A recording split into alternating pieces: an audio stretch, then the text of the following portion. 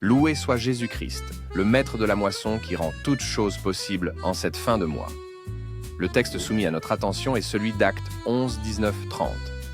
Cette portion de texte décrit comment l'évangile est proclamé et porte d'ailleurs beaucoup de fruits. Le prophète Agabus va annoncer, poussé par l'Esprit de Dieu, une grande famine qui est imminente, et les disciples vont décider de soutenir tous les frères qui sont en Judée en leur envoyant du secours.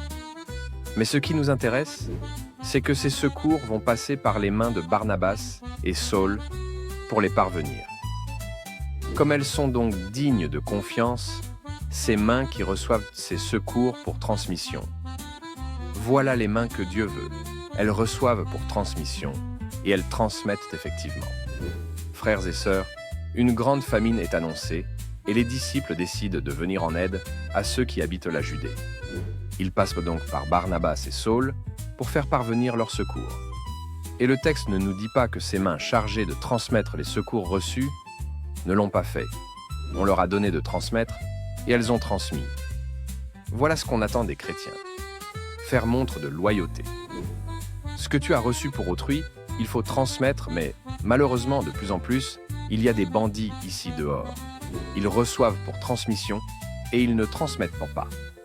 Combien ont reçu des dons des organisations internationales pour leur association et n'ont jamais acheminé, et quand bien même ils ont transmis, c'est après avoir au moins diminué de moitié. Combien d'orphelinats sont parfois des simples business? On reçoit d'énormes ressources pour l'orphelinat, mais on n'achemine pas, et chaque jour ressemble à une tabula rasa pour ces structures.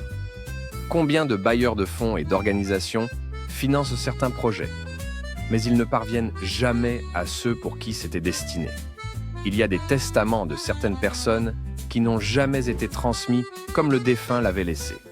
Ils sont parvenus à la famille falsifiés par les notaires, falsifiés par les chefs de famille, ou même de village.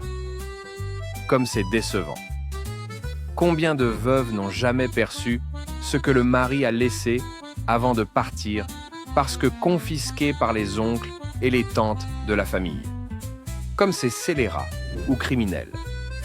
On donne les paquets minimums pour les enseignants et certains chefs d'établissement n'acheminent pas. Qui vous a dit qu'on peut se réjouir avec ce qui ne nous appartient pas? Certains ont pris l'argent pour réaliser routes et autres infrastructures pour la population, mais ce n'est jamais arrivé. Ne retenez pas par devers vous ce qui ne vous appartient pas. Transmettez comme vous avez reçu. C'est une attitude chrétienne à cultiver. Seigneur, nous te demandons pardon pour toutes les fois où nous avons retenu ce qui nous avait été remis pour autrui. Nous te demandons aussi pardon pour toutes les fois où nous avons diminué ce qu'on nous avait remis pour autrui. Nous te supplions de nous aider à être loyal au nom de Jésus-Christ.